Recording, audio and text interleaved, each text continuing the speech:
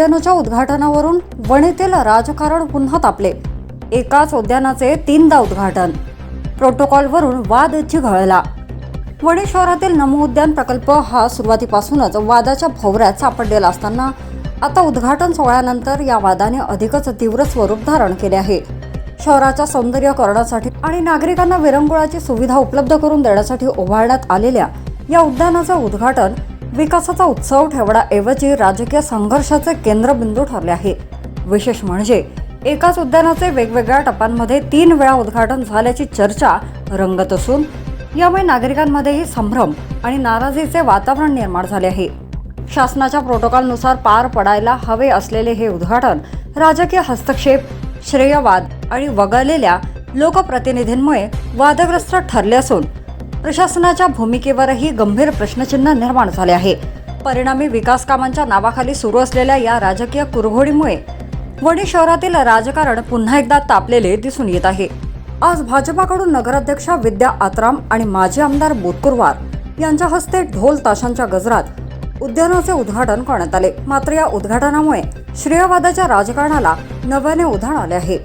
शासनाच्या प्रोटोकॉलनुसार अशा विकास कामांच्या उद्घाटनाच्या वेळी संबंधित विधानसभा क्षेत्राचे विद्यमान आमदार संजय देरकर यांची उपस्थिती अपेक्षित असताना त्यांना निमंत्रण देण्यात आले नसल्याचा आरोप होतोय।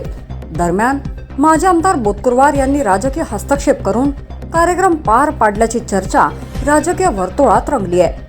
या संपूर्ण प्रकारामुळे प्रशासनाच्या भूमिकेवरही प्रश्नचिन्ह उपस्थित झाले असून प्रशासन राजकीय दबावाखाली काम करत आहे का असा सवाल नागरिकांकडून विचारला जातोय।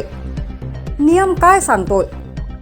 नमो उद्यान योजना ही महाराष्ट्र शासनाच्या वैशिष्ट्यपूर्ण योजनेअंतर्गत राबवली जात असून राज्यभरातील अनेक नगर परिषदांमध्ये तिची अंमलबजावणी सुरू आहे। शासनाच्या प्रोटोकॉलनुसार ज्या विधानसभा क्षेत्रात विकास कामाचे भूमिपूजन किंवा उद्घाटन होत आहे त्या क्षेत्रातील स्थानिक आमदारांना निमंत्रण देणे बंधनकारक आहे। आमदार कोणत्याही पक्षाचा असला तरीही तो त्या क्षेत्राचा लोकप्रतिनिधी असल्याने त्यांचा सहभाग आणि नाव फलकावर असणे आवश्यक मानले जाते। या संबंधित नगर परिषद आणि प्रशासनाने जाणीवपूर्वक अथवा दुर्लक्षपणामुळे स्थानिक आमदारांना निमंत्रण दिले नाही तर तो प्रोटोकॉलचा भंग समजला जातो।